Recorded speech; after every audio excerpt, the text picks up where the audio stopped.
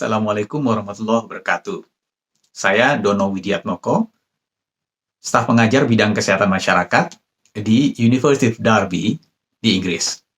Saya juga pengurus Ikatan Ahli Kesehatan Masyarakat Indonesia bidang globalisasi kesehatan. Saya memutuskan untuk membuat vlog ini untuk berbagi apa yang saya ketahui tentang coronavirus 19 ini, apa strategi penanggulangannya, dan tips apa yang bisa dilakukan sebagai di sisi individu untuk mencegah terjangkitnya penyakit ini. Saya mulai dari besaran penyakit itu saat ini. Sampai akhir bulan Maret 2020, sudah dilaporkan jumlah penderita terkonfirmasi secara laboratorium sebanyak 858.000 kasus di seluruh dunia. Di Indonesia sendiri, jumlah kasus yang dilaporkan adalah 1.677. Angka kematiannya 157 orang yang sampai akhir bulan Maret kemarin meninggal diakibatkan oleh penyakit ini di Indonesia. Rate ini sebesar 9,3%. Jadi angka mortalitas sementara akibat COVID-19 ini di Indonesia sebesar 9,3%. Tapi perlu saya garis bawahi, angka ini masih sementara. Masih banyak orang yang masih dalam proses penyembuhan, dan juga jumlah tesnya masih sedikit, masih belum terlalu banyak di Indonesia, sehingga angka ini terlihat besar.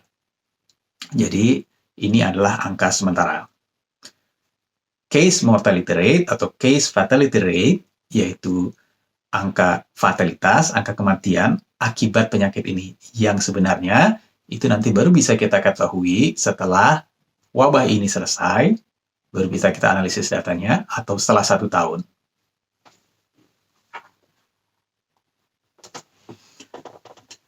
COVID-19 ini sudah ada di 203 negara. Sudah hampir sebagian besar negara di dunia ini. WHO sudah menyatakan bahwa COVID-19 adalah pandemi dunia. Artinya penyakit ini sudah meluas penyebarannya di berbagai negara di dunia. Dan jumlahnya juga signifikan. Makanya disebut pandemi.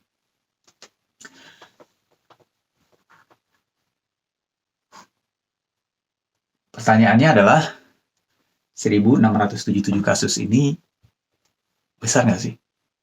Bagi orang awam akan tanya, emangnya serius banget penyakit ini ya? Well, saya kasih ilustrasi dulu data yang ada di Inggris, tempat saya tinggal saat ini. Jumlah penduduk Inggris ada 60 sekian juta. Jauh lebih kecil dari penduduk di Indonesia. Jumlah kasus yang sudah dilaporkan di Inggris 29.400 kasus. 29.400 kasus. Meninggal 4.324. Sudah 4.000 orang yang meninggal di Inggris sampai saat ini. Bukan angka yang sedikit. Mengapa angkanya tinggi? Mengapa ada 29.000 angka yang tinggi? Karena jumlah pemeriksaannya cukup banyak. Jumlah pos pemeriksaan laboratorium yang siap untuk memeriksa penyakit coronavirus ini cukup banyak. Bukan cuma lembaga-lembaga yang normal beroperasi, tapi juga saya punya teman-teman yang ada di beberapa universitas di Inggris. Alat-alat yang tersedia di laboratorium universitas tersebut sudah dikerahkan oleh pemerintah Inggris untuk digunakan memeriksa untuk mendeteksi coronavirus ini. Jadi angka ini besar. Kenapa? Karena deteksinya bagus. Ini pun masih banyak dikritik oleh masyarakat Inggris dan media Inggris. Masih terlalu sedikit katanya. Bila dibandingkan dengan negara lain, misalkan Korea, Jerman, angka deteksinya tinggi sekali. Karena mesinnya banyak, reagennya cukup, dan lain sebagainya. Oke? Berarti di situ. Di Indonesia bagaimana? Sayangnya, kita tidak punya terlalu cukup banyak alat deteksi. Sepanjang pemberitaan yang saya ikuti, jumlah alat tes real-time RT-PCR yang bisa digunakan atau yang digunakan di Indonesia secara resmi hanya ada 12. Bisa dibuktikan dengan data yang ada di data dari Kementerian Kesehatan. Ya, saya buka. Ini website yang informasi yang ada di Kementerian Kesehatan. Mungkin bisa nanti saya tampilkan di videonya. Jumlah spesimen yang diterima sampai hari ini tanggal 1 April 2020, ada 6.770 spesimen. Satu spesimen itu artinya satu sediaan di mana dari hidung atau dari tenggorokan, dari tonsil, sekitar tonsil, diambil contohnya, swabnya, kemudian dibawa ke laboratorium yang bisa melakukan laboratorium penelitian tes COVID ini. Ada berapa? 6.770. Dan ini sudah dilakukan sejak awal indikasi masuknya coronavirus ke Indonesia. Perlu digarisbawahi juga, 6.770 tes ini bukan hanya berasal dari 6.777 orang. Karena satu orang bisa dilakukan tes ini beberapa kali. Karena prosedurnya adalah ketika seseorang sudah positif terkena virus COVID, virus corona, maka setelah pasien tersebut sembuh, akan dites lagi. Sampai 2 kali lagi untuk memastikan apakah orang tersebut masih aktif terinfeksi atau tidak. Jadi, garis bawahnya, 6.777 ini bukan berasal dari 6.777 orang, tapi orangnya lebih sedikit. Karena satu orang bisa punya lebih dari satu spesimen. Dari situ, yang terkonfirmasi positif adalah 1.677. Itu yang ada kita sekarang. Kalau Anda tanya saya, jumlah ini akurat nggak sih? Kita percaya apa yang dilakukan laboratorium tersebut. Pasti laboratorium tersebut sudah melakukan dengan baik, Kementerian Kesehatan sudah melakukan dengan baik. Tetapi bisa ditebak bahwa jumlah ini sangat kurang. Jumlah alat kita cuma terbatas, cuma 12. Saya dengar dari pemberitaan di media dan lain sebagainya, pemerintah sudah berusaha keras untuk meningkatkan kemampuan kita, meningkatkan deteksi ini. Acukan jempol pada pemerintah. Tapi kita harus tekan terus bahwa jumlah ini kurang, harus banyak. Karena deteksi adalah senjata awal kita untuk memerangi penyakit ini.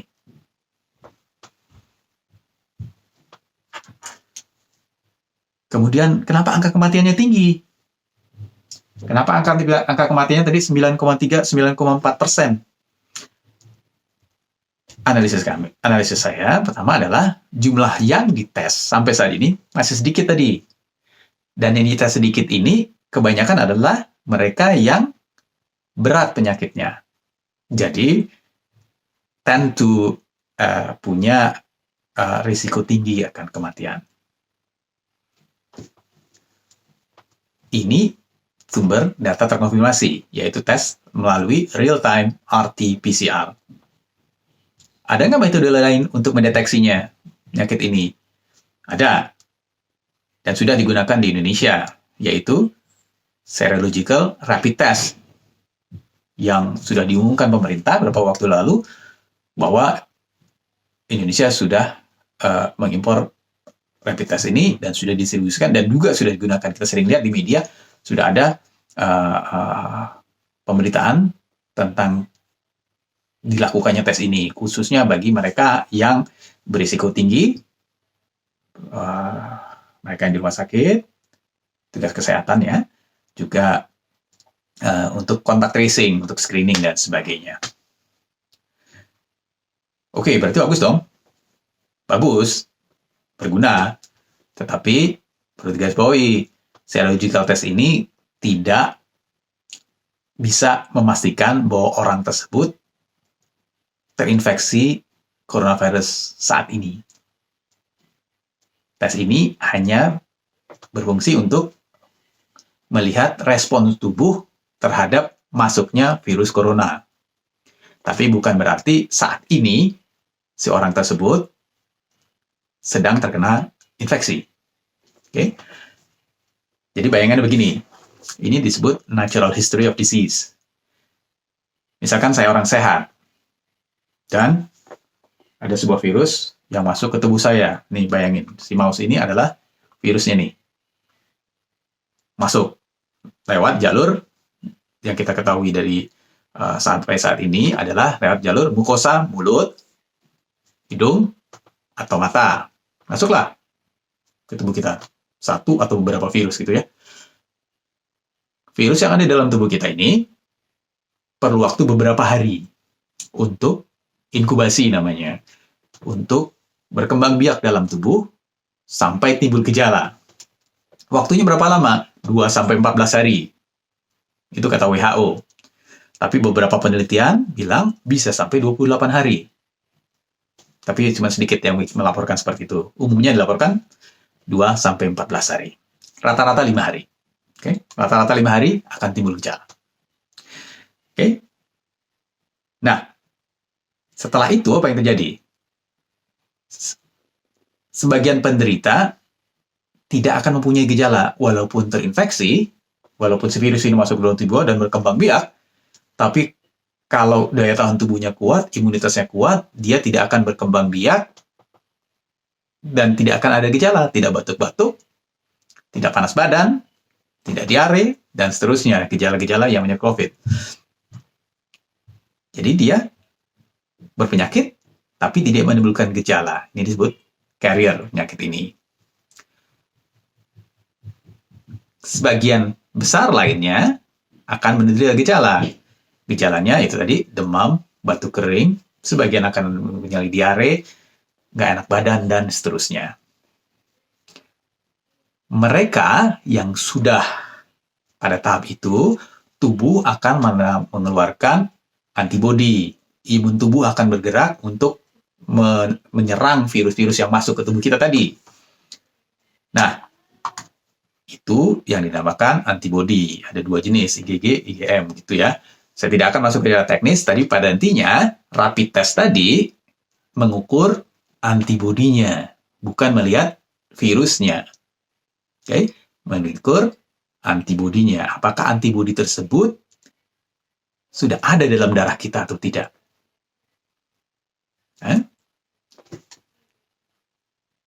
Antibodi tersebut juga pertama antibodinya akan muncul sedikit tambah banyak.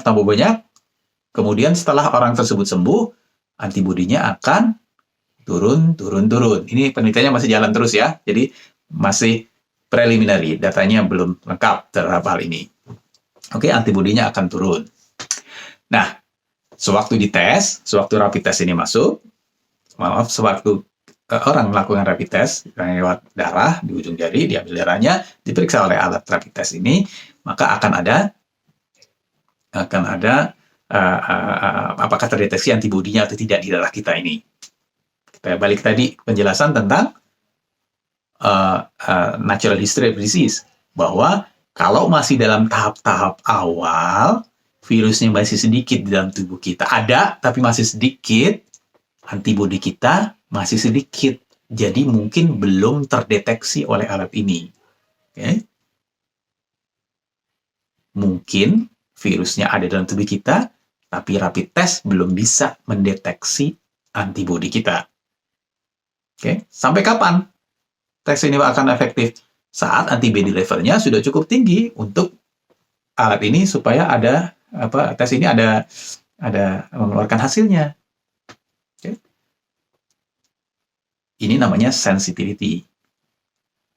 Seberapa sensitif rapid test ini bisa digunakan untuk mengetahui apakah seorang tersebut terinfeksi atau tidak. Demikian juga nanti kalau sudah agak lama, kita manusia yang terinfeksi, tubuh kita yang terinfeksi akan mengeluarkan antibodi, tapi antibodinya nanti akan menurun juga. Kalau sudah lama gitu ya, dites ya mungkin nggak ada. Dan seterusnya. Masalahnya, rapid test ini datanya belum akurat. Saya sendiri belum tahu alat yang digunakan di Indonesia ini sensitivity dan specificity rate-nya seberapa besar. Sebagai gambaran, di Inggris juga direncanakan akan dilakukan rapid test. Bahannya sudah dibeli pemerintah Inggris. Banyak katanya. Tapi sampai sekarang belum digunakan oleh pemerintah Inggris. Kenapa? Karena sedang diperiksa sensitivity rate-nya. Oke? Mengapa ini penting? Contoh, barusan saya baca berita di media online. Katanya, ada sebuah asrama di Indonesia, saya tidak perlu sebutkan asrama apa, ada sebuah asrama di Indonesia yang diperiksa dengan rapid test. Asrama ini jumlah orang di dalamnya besar, 1000-an. Ternyata 300 diantaranya positif terpapar virus COVID dengan screening rapid test tadi ya, bukan pakai RT-PCR, pakai rapid test. Dari 1000 ini 300 positif. Yang 700 negatif. Tapi apakah artinya si 700 orang yang negatif ini tidak terpapar? Sekali lagi, dari contoh saya sebelumnya, belum tentu, hati-hati. Jadi, penggunaan rapid test ini harus berhati-hati. Oke? Bukan penggunaannya sebetulnya, tapi analisis dan kebijakan yang kita ambil akibat rapid test ini harus berhati-hati. Terus pertanyaannya, apa nggak berguna? Ya berguna. Berguna buat apa? Supaya kita tahu besaran masalah. Kalau nggak tahu, lebih parah lagi kan? Oke? Tapi hati-hati dalam menginterpretasikannya. Segitu dulu. Ini